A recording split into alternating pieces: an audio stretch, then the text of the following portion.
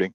This is session number 17 of New Testament Survey. And we're going to be beginning in John chapter 4, the Samaritan woman, or sometimes called the story of the woman at the well. Those of you wondering, what is that picture in my background? There you can see a little better shot of it. That's a sunset picture that I took years ago on a ferry boat on the way into the island of Patmos. Patmos is the island off the coast of Turkey where John probably wrote the gospel and his letters and the book of Revelation. So the mountain that you see way in the background there is the mountain where the medieval monastery was built. About the 4th century, the Greek Christians built a monastery up there. And that's supposedly the location where John was. But of course, we don't know. They didn't know. But that's close to the spot. Farther down the mountain, there's a cave. And that's another traditional place where John worked, but we don't know. He may have had a nice apartment in downtown Patmos City. I mean, we don't know. But the island still has the same name, and we're sure it's the right island. When we get to the book of Revelation, there's actually a beach in Patmos. There's one beach that apparently is. I haven't been to it. I was with a group of men, and nobody wanted to bother walking around the island, so we didn't go to the island or to the beach where John wrote the book of Revelation. There's one beach that has sand. It's a little short thing, and there's no access to this beach except for a walking trail. So people don't go there, but John went there, and that was his location for writing a good portion of the book of Revelation. Interesting island, and I thought it might make a good backdrop for us today. In John chapter 4, we begin another of Jesus' trademark interactions with people. We've already seen chapter 3, we saw Nicodemus. Now we're going to see the woman at the well. Following chapter 4, we're going to see an interview with an official. We're going to get the healing at Bethesda. There's a lot of interesting stuff going on here. The Samaritan woman is interesting because of the insight that it gives us into Jesus' way of doing evangelism. With Nicodemus, Jesus launched right in to a very difficult theological concept, the idea of the new birth, regeneration, the experience of being born again into God's family. Jesus says, unless a man be born again, he cannot enter the kingdom of heaven. Okay, that's important. But Jesus started right in with that. Nicodemus came up. He said, good teacher, I know that everything you have to say is true because you've been sent from God. And Jesus didn't do a whole lot of prologue. He didn't establish a lot of relationship building stuff. He just launched right in because Nicodemus was already, he's a Pharisee, he's a part of the Sanhedrin, he's a teacher of the people. He is probably one of the more brilliant people that Jesus talked to during his ministry on earth. So it makes it an important conversation, and we recognize that Jesus is here talking to somebody who's got the sophistication philosophically and biblically to follow what he's saying. When he comes to the woman at Sychar, the woman at the well in chapter 4, we've got an entirely different story going on. Let me shift over to the share screen, and we'll see what this looks like. There, it's coming up. Very good. Now, when Jesus learned that the Pharisees had heard that Jesus was making and baptizing more disciples than John, although Jesus himself did not baptize, but only his disciples, he left Judea and departed again for Galilee, and he had to pass through Samaria. So he came to a town of Samaria called Sychar, near the field that Jacob had given to his son Joseph, and Jacob's well was there. So Jesus, wearied as he was from his journey, was sitting beside the well at about the 6th hour. So that sets up the background.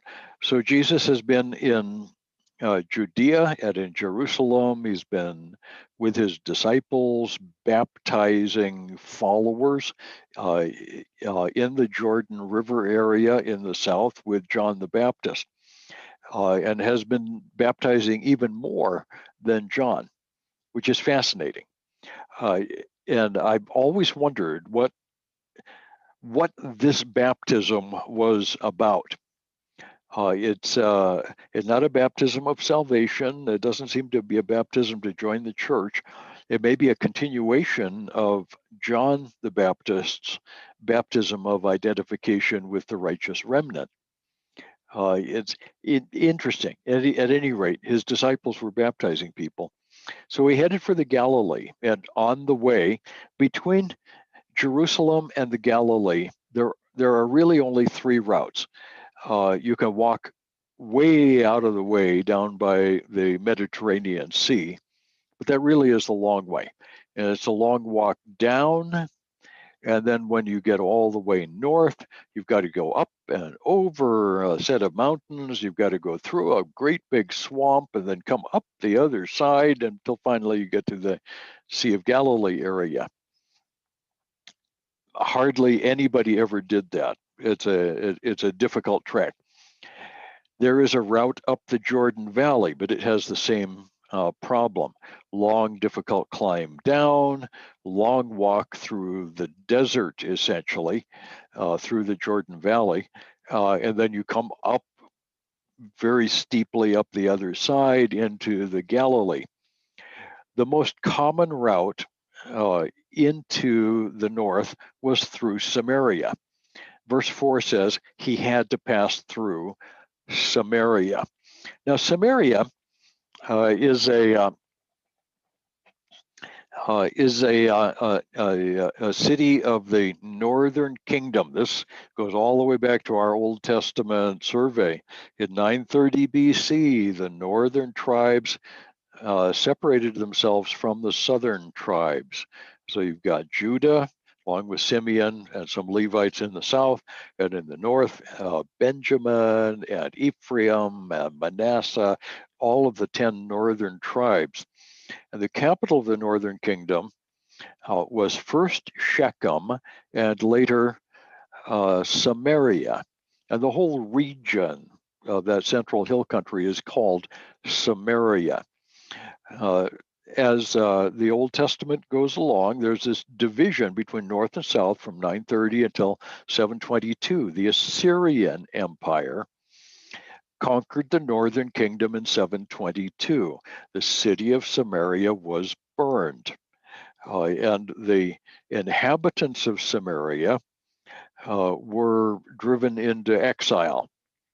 A small percentage of the original northern tribal people, who were sort of Israelites, stayed in Samaria, and a very large number of Gentiles, a mixed population of Gentiles from all over the Assyrian world, were exiled into Samaria. The people who were left from the old days intermarried with the new people who were coming in, and they formed an entirely new people group that we call the Samaritans. These were people who were not really Gentiles and not really Jewish. They were a mixed group. Interestingly, the Samaritans hung on to a portion of the Old Testament. We call this the Samaritan Pentateuch. Pentateuch is the 5 books of Moses. And the Samaritans have a version of the Pentateuch that they have handed down separately from the version that is common amongst the Jews. It's often interesting to compare the Samaritan Pentateuch with the Hebrew Pentateuch and with the Septuagint, which is the Greek translation, because they're essentially the same, but with some interesting small differences. And one of those is going to pop up in this conversation. So that's who the Samaritans were. They were a people who were generally looked down on by the Jews. We're told in some places that the Jews had no dealings with the Samaritans. We've got the Good Samaritan parable. This man who took care of the man who fell among thieves. Great story, and it is built on the notion that Samaritans are untrustworthy and are not nice people, and we shouldn't have dealings with them. And so Jesus had to pass through Samaria. And that's the way most Jews would word this thing. They say, well, we're heading north and there's no practical option. We've got to go through Samaria. In the background of this slide, you can see a modern drone shot. I didn't take this picture. I wish I had. This aerial shot is of modern Shechem, which is the location of Sychar. Don't ask me why it's pronounced Sychar in the New Testament and we call it Shechem today. It's the same word, and it's all good. And we know the ancient location of the city of Shechem, which is Tel Balata. It's just outside this frame. And we know the location of Jacob's well. That's a permanent location.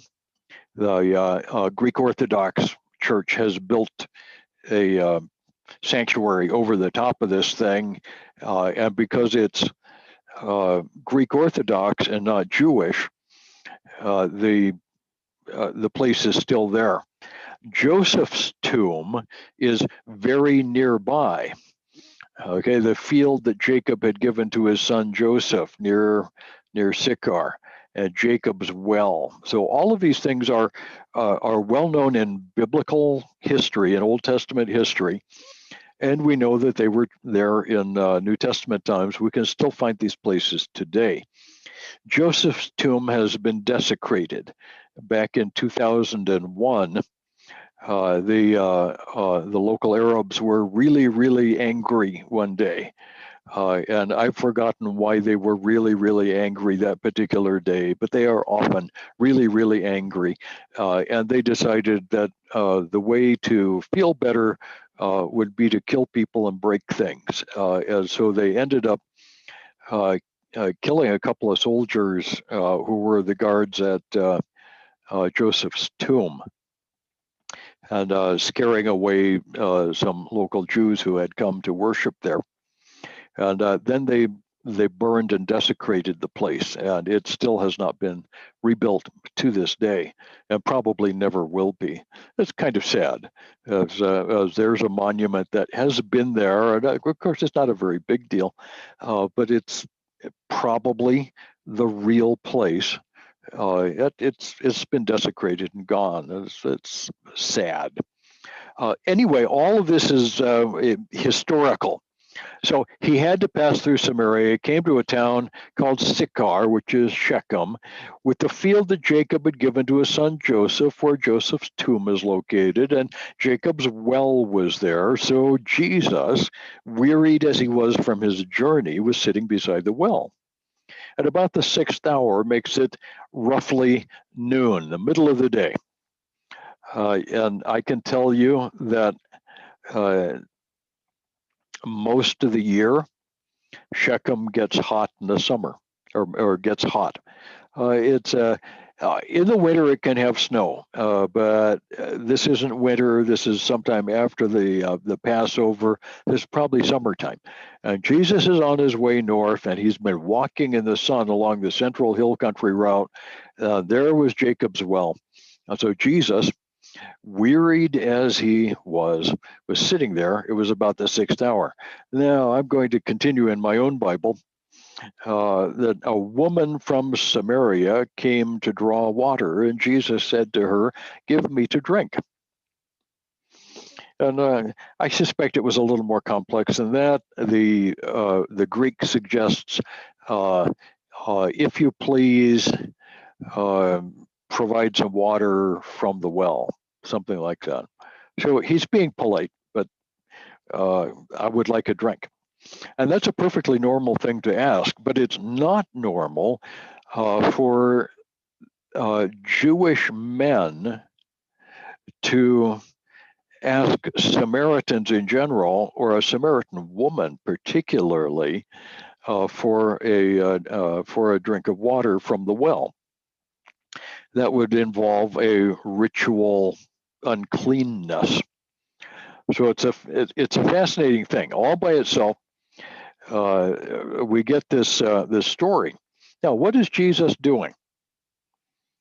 What is Jesus doing? I always like to ask the question. Instead of just telling the story, I like to ask myself the question: what does Jesus think is going on here? Why are these characters doing the things that we're doing? One, Jesus stopped there at noon because that's where he was, and there's a well there, and he's taking a break. I'm cool with Jesus taking a break. That's fine. The woman came out from the city at the sixth hour, at the middle of the day. Now, that's an unusual time of day for anyone to come out to get water. Typically, the women of the city will go out to a well at dawn and again at dusk, because one, it's a little cooler, and because two, you need your water to get breakfast going, and later on you're going to need your water to get dinner going. You've got to cook your food in something. You've got to wash up ahead of time and wash up afterwards. You need your water first thing in the morning and last thing at night. Coming for water in the middle of the day means that this woman was probably by herself. The typical times to go at dawn and at dusk would be times when there would be crowds. All of the women of town would be there, and they'd gather around and they'd gossip and they'd trade recipes and they'd talk about the grandkids, and they'd have a good time. It would bore the daylights out of me, but they would have a wonderful time. And all of the women would be there, and it was very normal. So this woman is coming at an unusual time. And so I have to ask myself the question, why is that? She doesn't want to be at the well at the same time that all the other women of the city are there. And also, she's getting her first jug of water of the day at noon. Maybe she slept till 11. What was she doing all night?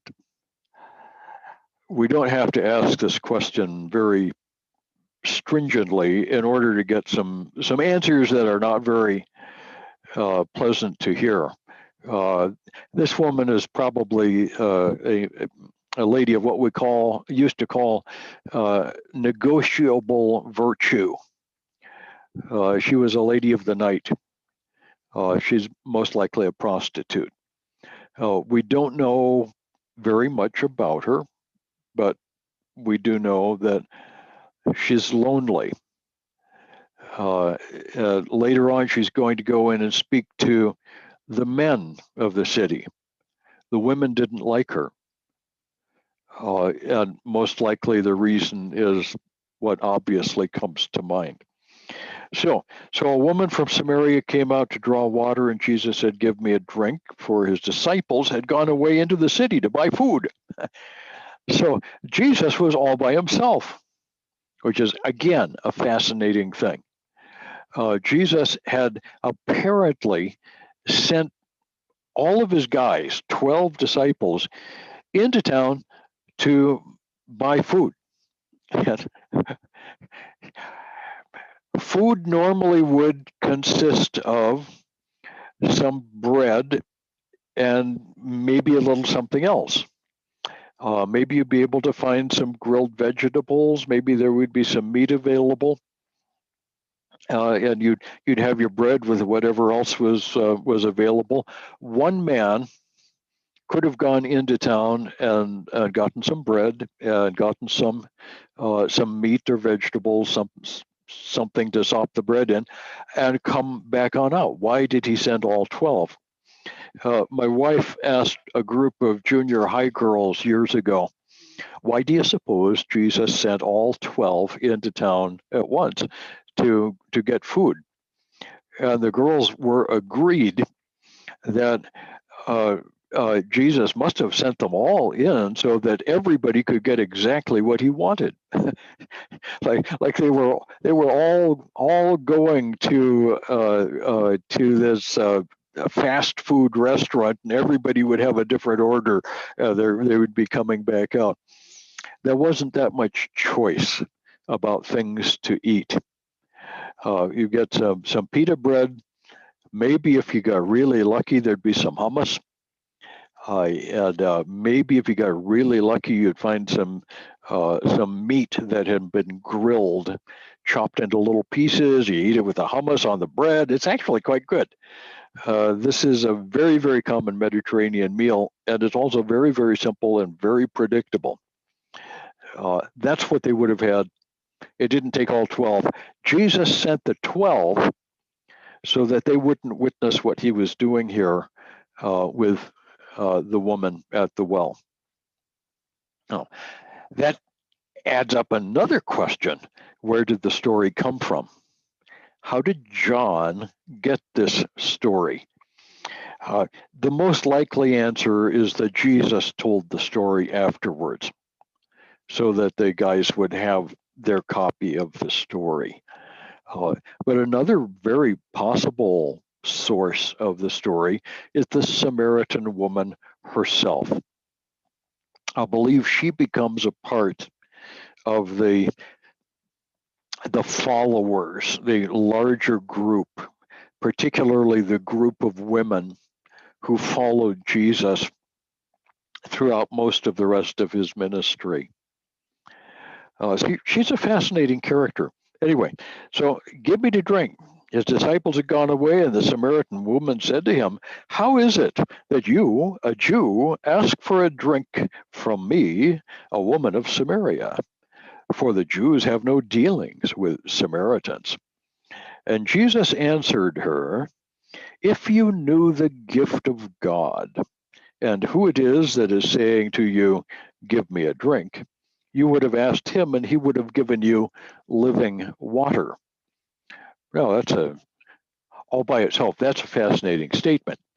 That's an enigmatic statement. In other words, here's a statement that includes all kinds of questions and not very many answers. Living water? Living water is a term that refers in the Old Testament to running water. So water running down a hillside from a spring is living water. The Jews required for their ritual baths that they have living water, running water coming in and out so that it stayed clean. And well water, by its very nature, just sits in the bottom of the well until you pull it up. It's not living water. unless there is an underground aquifer, which is not true at Shechem. So just on the surface of it, the woman is thinking, "What are you talking about? Living water?" She said to him, "Sir, you have nothing to draw water with, and the well is deep.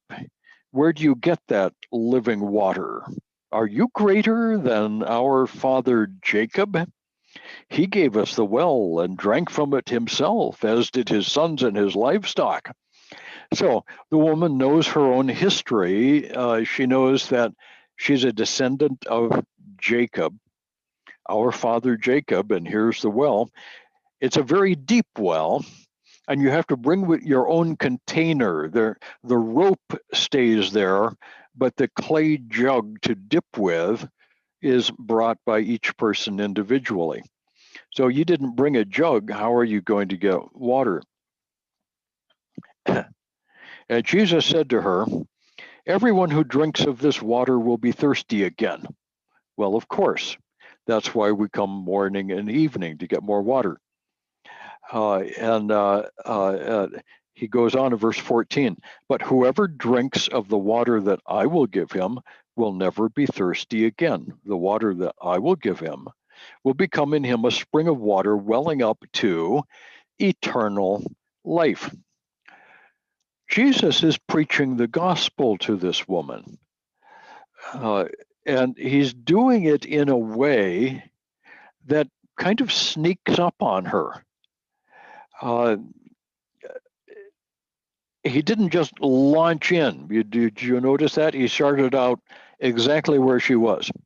Here she was. She brought her jug as she was going to get water. It was obvious what was going on. And he says to her, "Would you get me some water, please?" Nothing unusual. And that leads directly into the living water discourse. You would have asked, I would have given you living water. What is this living water? It's a water that whoever drinks it, it will well up in him, a spring to eternal life. Eternal life. Now all of a sudden we're talking salvation theology. At this point, the woman has got both ears wide open. She was very interested in the idea of water that you didn't have to come back and refill every day. That would solve a need of hers. But Jesus is offering something infinitely better. And she's not sure what to make of him. So verse 15, the woman said to him, "Sir, give me this water so I will not be thirsty or have to come here to draw water." She's testing, see what he has to say. And Jesus said to her, "Go, call your husband and come here." Now, what does that have to do with anything? Jesus knows considerably more about this woman than she thinks he does. It could be that he's just taking a good guess. But Jesus is touching on a sore point. The woman answered him, "I have no husband." And Jesus said to her, "You are right in saying, 'I have no husband,' for you have had 5 husbands, and the one you now have is not your husband." Okay, that's like an old preacher friend of mine used to say, "We've left off preaching and begun to meddling." He's touching on something of a sore spot for this woman. She's been married 5 times, and the man she is with now is not her husband. Were those marriages of the past marriages of convenience? What kind of relationship had those been? We're not told. But we do know that this is a woman who is extremely lonely. She has broken relationships all over town. And here's Jesus, who seems to understand her.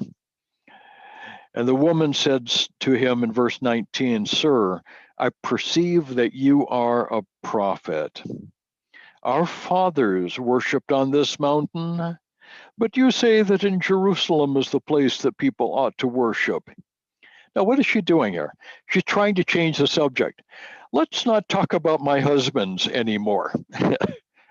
Or the man that I'm living with now. Let's not talk about that. I don't think I want to go any farther down that painful topic. Let's talk about a theological dispute. You Jews say we ought to worship in Jerusalem. Our people think we ought to worship here on Mount Gerizim. What do you think? You're a prophet, and so you ought to be able to get into an argument like that. And Jesus said to her, "Woman, believe me, the hour is coming when neither on this mountain nor in Jerusalem will you worship the Father. You worship what you do not know. We worship what we know, for salvation is from the Jews. But the hour is coming, and now is here, when the true worshipers will worship the Father in spirit and in truth." And the woman said to him, "I know that the Messiah is coming, he who is called the Christ. And when he comes, he will tell us all things." Jesus said to her, "I who speak to you am he." So there he is, all by himself with this woman. He's not preaching to a crowd. And he's revealing himself as the Messiah to this Samaritan woman. The question she asks is a leading question. I know that when the Messiah comes, he will tell us all things. In other words, he will know about worship and truth, and he'll know about how many husbands I've had. He'll know everything. Jesus said, "I am the Messiah. You're speaking to him." Well, about that time, the disciples came back, and they marveled that he was talking with a woman, but no one said, "What do you seek?" or "Why are you talking with her?" They didn't do that. So the woman left her water jar and went away into town and said to the people, "Come and see a man who told me all I ever did. Can this be the Christ?"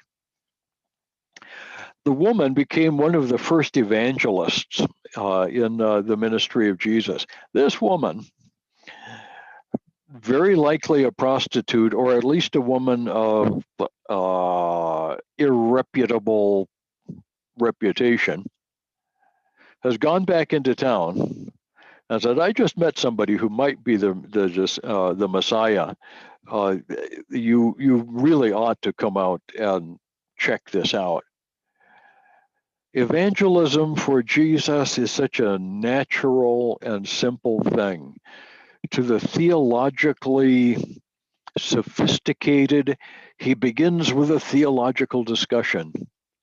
With the woman at the well, he started where she was and struck up a conversation that went quickly to spiritual things.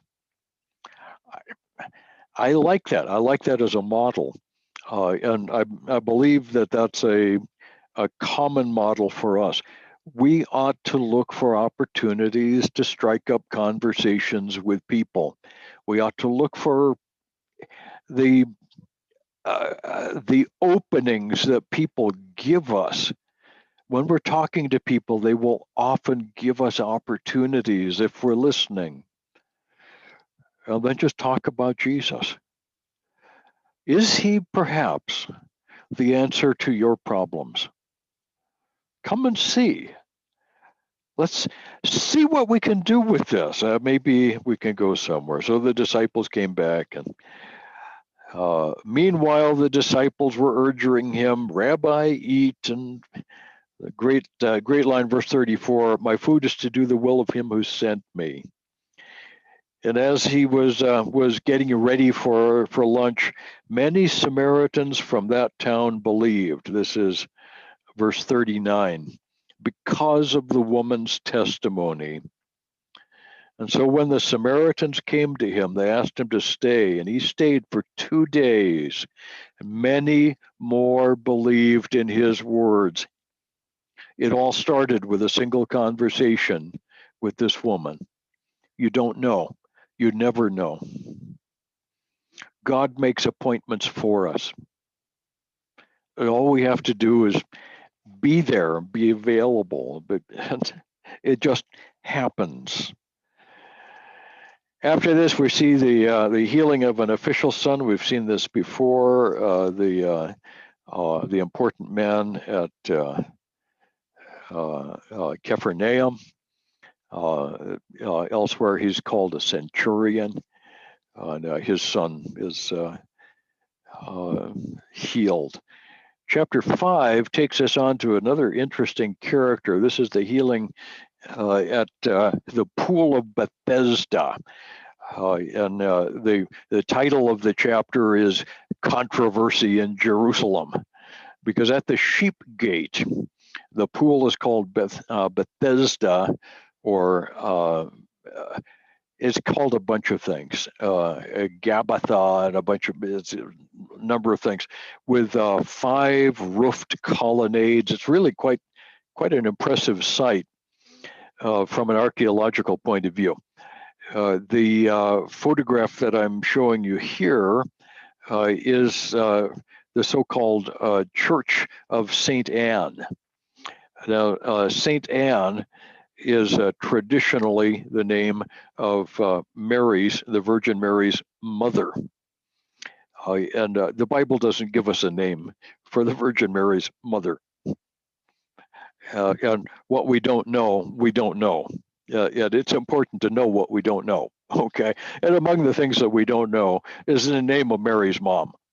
The Bible simply doesn't tell us, and there's nothing in the early tradition that gives us any help at all.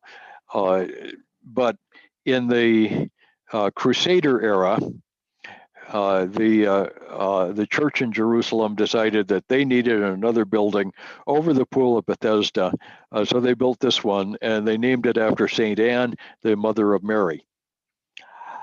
Okay, it actually has a really, really good set of acoustics. It's a Romanesque style building, very heavy, hard limestone walls. And when you sing inside that building, the acoustics are just wonderful. So every time I go to Jerusalem with a group, excuse me, every time I go to Jerusalem with a group, I try to sing there. And there's no piano or anything, and we never have a guitar, so we always just sing. And singing hymns slowly sounds really good. I found the young people sometimes go there and they want to sing their favorite upbeat gospel song, and the echo time is so long that they confuse each other and they can't sing it. But if you sing slowly, Amazing Grace, or as one of the old hymns, it sounds just wonderful in there. All the echo amplifies everything. It is really neat.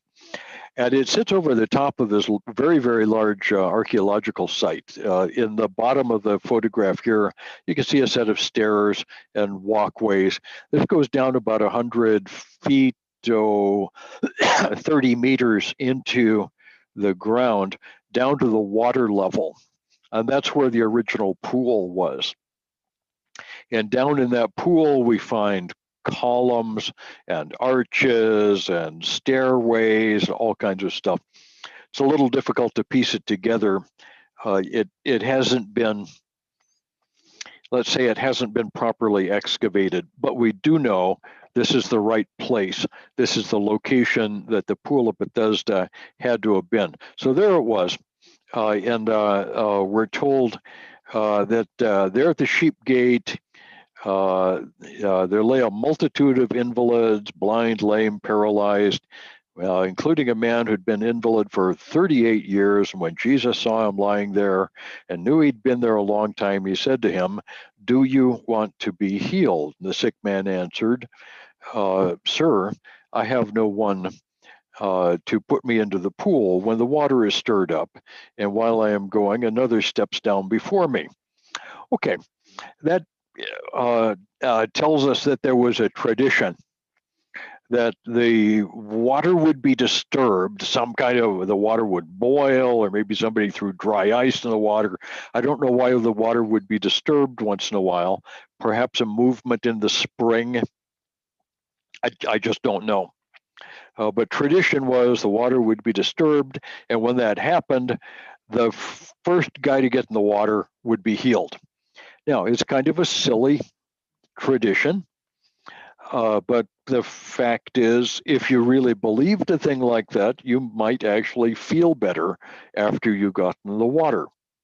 At any rate, this man had been there for a long time, and he didn't have any friends with him to dump him in the water as soon as the water was roiled. So he'd just been there for a long, long time. He'd been there paralyzed and invalid. He could not walk. So Jesus asked him, "Do you want to be healed?" He says, "I've got nobody to help." And so Jesus said to him, and this is in verse 8 on your screen, "Get up, take up your bed, and walk." Very simple command. And at once the man was healed. He took up his bed and walked. That's the kind of healing that I would like to see. People today sometimes claim that they have the gift of healing. I say, wonderful. There's a hospital in Spokane that I'd like you to visit with me because there's a cancer ward there, and those people are dying. And if you can do a healing, even half a dozen would be a great start. And they can't do that. They can't do that. Here's somebody that's paraplegic, hasn't walked in 10 years. We could really use a healing. Jesus could do that. But these modern faith healers can't do that. That's the difference. People who claim to be healers who can't really heal. I have very little faith in those folks. In Jesus, I have a lot of faith. Jesus said, "Take up your bed and walk," and immediately up he went. He was healed. He took up his bed and walked. In verse 10, immediately, this man has got a problem. And so the Jews, meaning the Pharisees, said to the man who'd been healed, "It's the Sabbath. What are you doing walking around with carrying a bed?"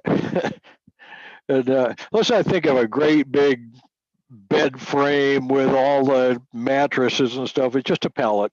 It isn't all that big, but it's bigger than you're allowed to carry on the Sabbath day. A Sabbath day's load is no bigger than an egg and no bigger than a certain number of steps, 85 paces, something like that. So you could carry your egg across the room if you need to. You can't cook your egg. If it's a raw egg, you're just in trouble. But if you've got a boiled egg, you can carry it across the room and eat it there. You're allowed to do that. Now, by the way, none of that is in the Bible. All of these rules about how far you can walk and how much you can carry and all of these things, all of that, whether or not you can carry your bed if you've been healed on the Sabbath, all of that stuff is in the Talmud. This is the rabbis. They're making up rules as they went along. And Jesus is simply pointing out the hypocrisy of these Jewish leaders and pointing out how stupid it all is.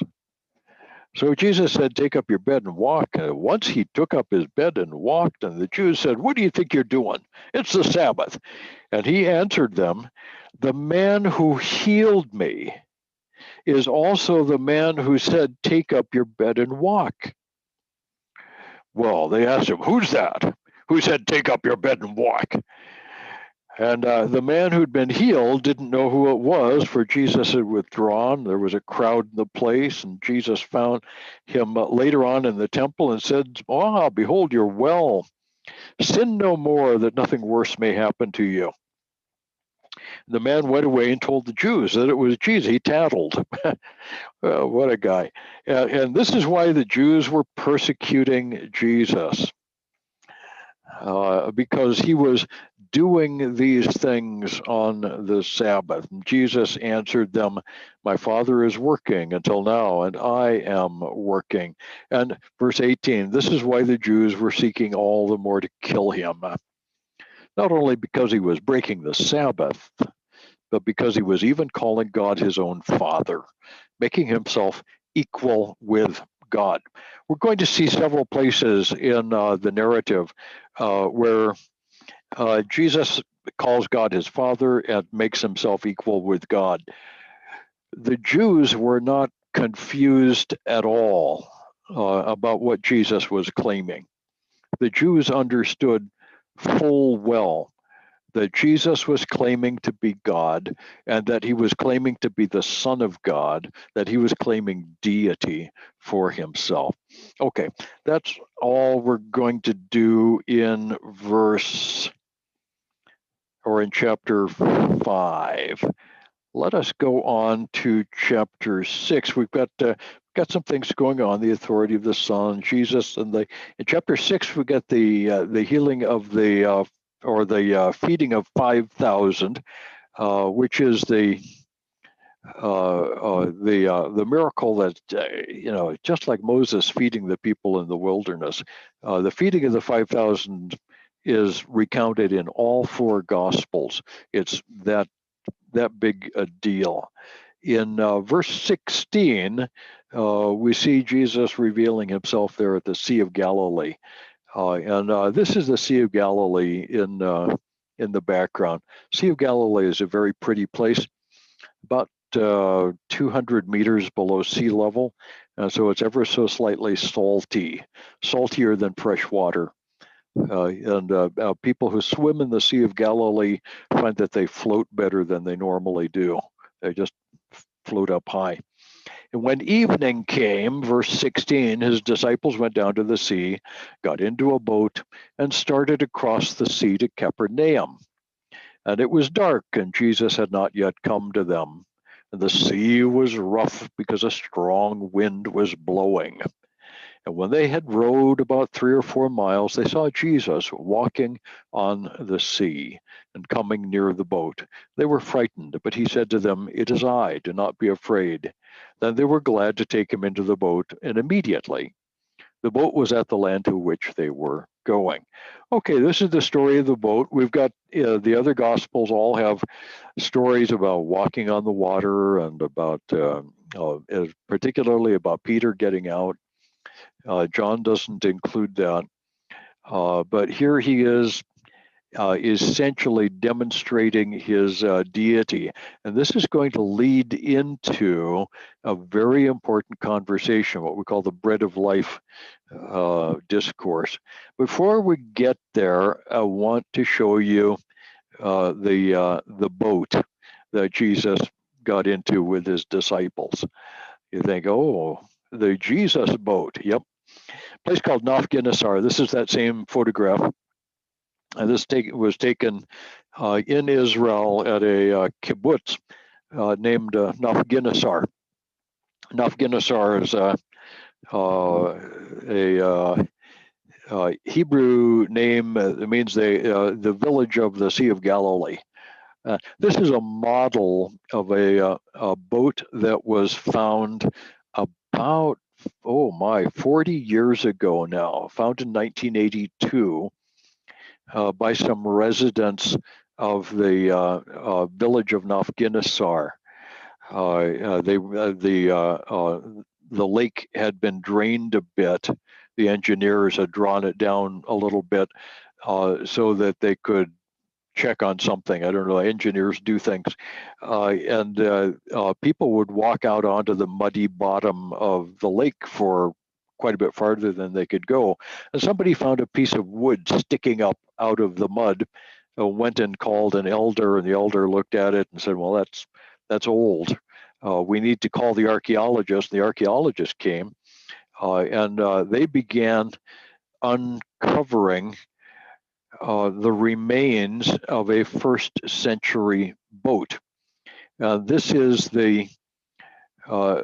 are the planks and the ribs of a first century fishing boat that was found in the Sea of Galilee, a little closer at the stern, the back end of the boat. It looks kind of messy because it was a very difficult thing to get out of the water. It had to be done very quickly and very carefully. It was encased in aerosol styrofoam. They blew styrofoam around it. They put a cradle around it, lifted it up out of the mud, and then put it in this big ceramic bathtub, which is what you see here, like a swimming pool, 40 feet long by about 10 feet across. And the entire remainder of the boat was placed down in this thing and soaked for almost 14 years.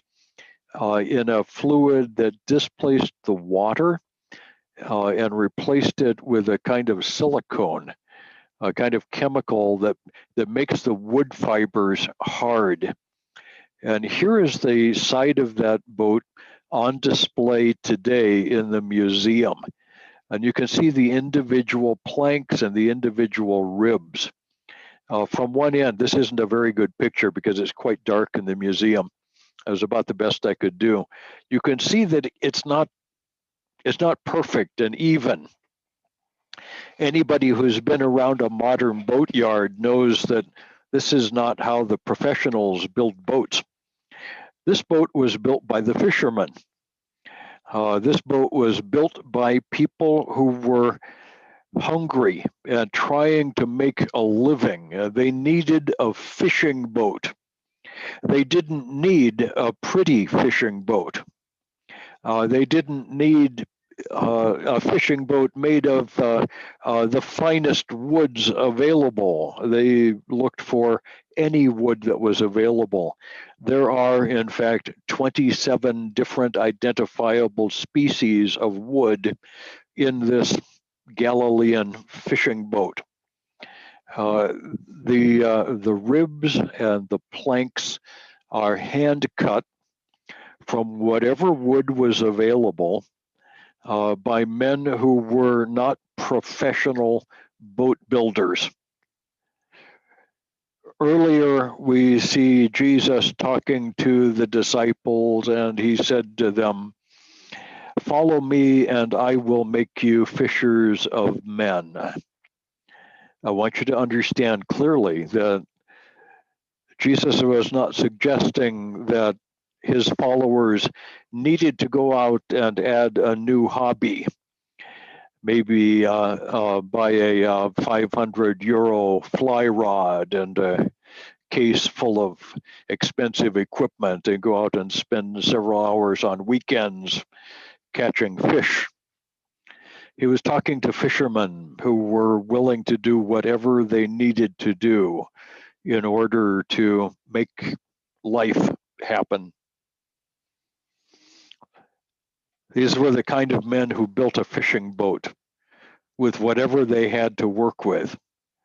Jesus said, "I'm going to make you fishers of men." Your job as the church is to do whatever you have to do to make yourself effective at fishing for men. The mission of the church is evangelism, to take the gospel to the ends of the earth using whatever technology we have available. We need to build a fishing boat, and we need to do it any way we have to. This is what that boat looked like, probably. There are some photographs or some ancient mosaics of Sea of Galilee fishing boats. We can see that it has a somewhat pointed prow. The front kind of points out rather than back. That does something for it when you're out in a big water. The stern is somewhat pear-shaped, and so there's more boat in the back than there is in the front. One of the problems with the Sea of Galilee is that big waves are likely to come up suddenly, and the danger with a square-rigged sail like this boat would have had is that you run best downwind. When there's a lot of wind, running with the wind is the most efficient way to go, and the only safe way to go when there's a lot of wind. But if you're running downwind, you run the risk of being overtaken by a great big wave. We call it being pooped, because the wave will come over the poop, the back of the boat. So the Sea of Galilee boats from the first century all have this pear shape. So they're big in the back so that the stern will rise up to the wave and head down the far side. It's just kind of an interesting thing. Boats tend to be built for the water they're going to sail on. This boat is no different. Jesus never said that all of our boats have to be the same shape, or that all of our technology that we use to carry the gospel to those who need it has to be the same. He doesn't really care what our church buildings look like, or what our gospel tracts look like, or what our television sets look like. He says, do what you've got to do. Find a way to be fishers of men. And it's kind of a fun thing. I enjoy that Galilee boat, and we've been there. Jesus goes from here into a very difficult section. I'm going to do this. We've got the feeding of the 5,000, walking on water, and then we've got beginning all the way here at verse 22, the bread of life discourse. And this is difficult. The next day, the crowd that remained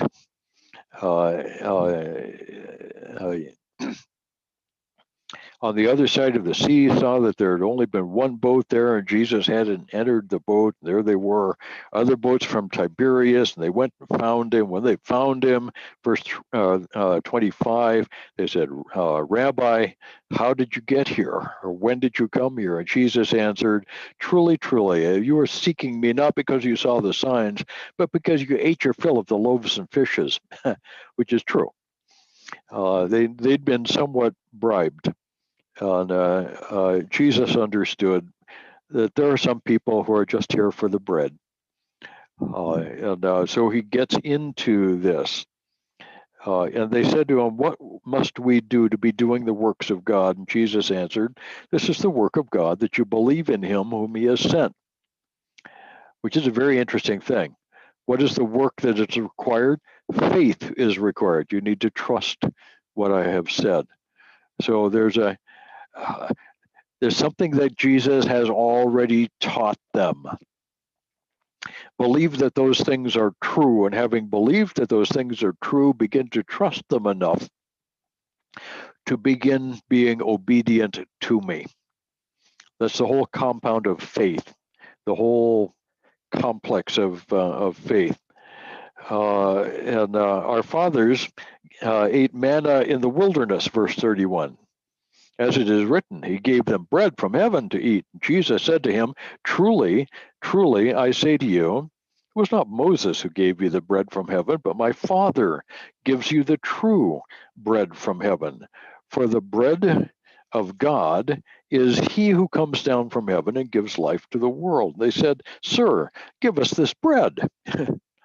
This is like the woman at the well. Oh, I could use some water like that. And here we go. I'm the bread of life. And the people are saying, well, yeah, great, we could use bread. Jesus said to him, I am the bread of life. Whoever comes to me shall not hunger.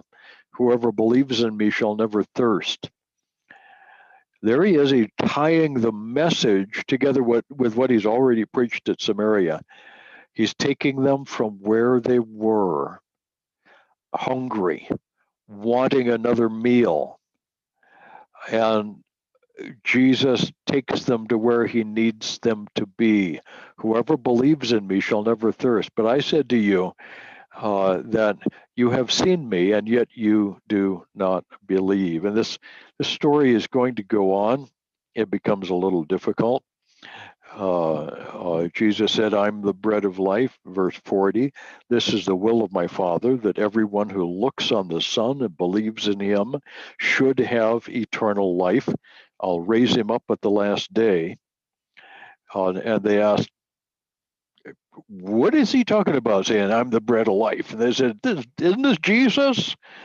Is a son of Joseph? We know his parents. Well, how does he now say, I've come down from heaven? And Jesus said, do not grumble among yourselves, saying, no one can come to me unless the Father who sent him draws me, and I will raise him up on the last day. Now, verse 47, truly, truly, I say to you, whoever believes has eternal life. I am the bread of life. Your fathers ate the manna in the wilderness. They died. This is the bread that comes down from heaven, that one may eat of it and not die. I am the living bread that came down from heaven. If anyone eats this bread, he will live forever. The bread that I give for the life of the world is my flesh. That's in verse 51. That's a difficult verse, and we see the response to that amongst the Jews. The Jews disputed amongst themselves, saying, how can this man give us his flesh to eat? That's what Jesus said to them. Truly, truly, I say to you, unless you eat the flesh of the Son of Man and drink his blood, you have no life in you. It's as though the Pharisees here who are asking Jesus these questions are doing the same things that Nicodemus did. They are over literalizing the statement that Jesus had just made. They're misunderstanding him. It's as though they're deliberately misunderstanding. Jesus told Nicodemus that you must be born again. He said, you mean go back into my mom's womb? Oh, that's crazy. The woman of Samaria, living water, you'll never be thirsty again. But you don't even have a jug. Okay, and here you've got to eat the flesh of the Son of Man. Whoa, hey, that sounds awful. That's cannibalism or something. The Jews misunderstood what he had to say. The point of Jesus' message here has nothing to do with eating his flesh and drinking his blood. Okay, our Roman Catholic friends take this passage literally when it is meant to be figurative. How can I say that? Let's go on to verse 60. When many of his disciples heard this, they said, this is a hard saying. Who can listen to it? But Jesus, knowing in himself that his disciples were grumbling, said to them, do you take offense at this? Then what if you were to see the Son of Man ascending to where he was before? Verse 63 is the key. It is the Spirit that gives life. The flesh is no help at all. The words that I've spoken to you, meaning the words that he has just spoken about, the bread of heaven and eating my flesh and drinking my blood, the words that I've spoken to you are spirit and life. But there are some of you who do not believe. The saying here is hard because people insist on misunderstanding. I've talked to a lot of people who've misunderstood this and many other passages. And they insist on misunderstanding because in misunderstanding, they have an excuse to walk away. So Jesus asked, are you going to take offense at this? Are you going to walk away also? Jesus is not claiming that bread becomes flesh.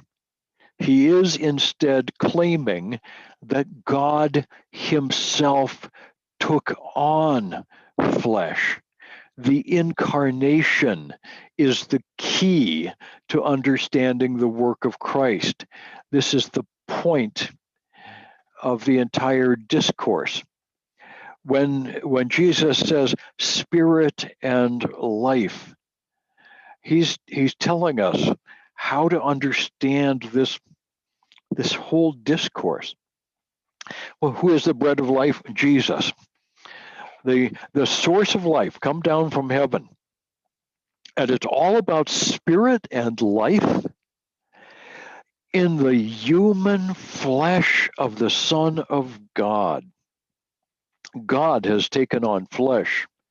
He has revealed his glory among us, and we have seen him. As the early church grappled with this idea that the Son of God has taken on flesh, it's going to take 400 years to find vocabulary, to find words to say this. And yet Jesus is making it so clear. I am the Son of God. I am the bread of heaven. I'm come down from the Father. Whoever eats my flesh and drinks my blood is he who believes in me, who receives me into himself, as you would receive food and drink.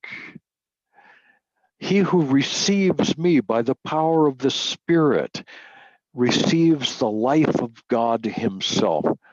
So again, we get right back to the core of the gospel.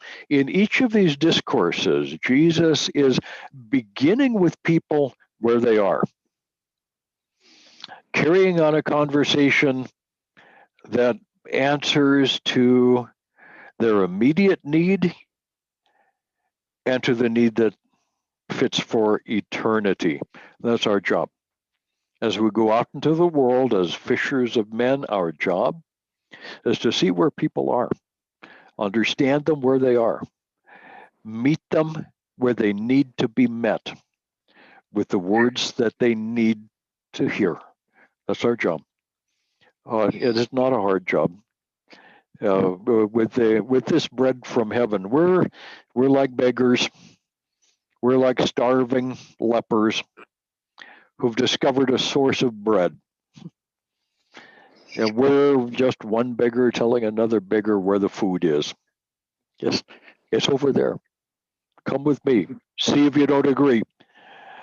There's bread from heaven. Let's quit for the day. We'll be back again on Wednesday, and we'll pick up this next section. We're going to move a little more quickly. I want to see a few more discourses of Jesus and put them in their context. So we'll get through about chapter 12 on Wednesday if I get lucky. Sometimes I get bogged down, but you know how that is. It's my students call it rabbit trails. And we'll see where we get on Wednesday. Look forward to seeing you all again. God bless you all. We'll get back together. Here is my wife after her goat roping episode. Did the goat come home? The goat is safely in a pen and happy. The goat is happy and in his pen, within sight of the lady goats who are also happy to see him arrive. And, hopefully we're going to make lots and lots of little baby goats, and granddaughter Rachel will become the goat lady of North Idaho. And, and this is the beginning of a beautiful story. God bless you all now. We'll see you again on Wednesday. Have a real good week. Bye-bye. Thank you, Dr. John. Thank you. Bye. Bye-bye. Good night. My pleasure. Ciao. Ciao. Ciao, Tuti. Ciao, Bye-bye.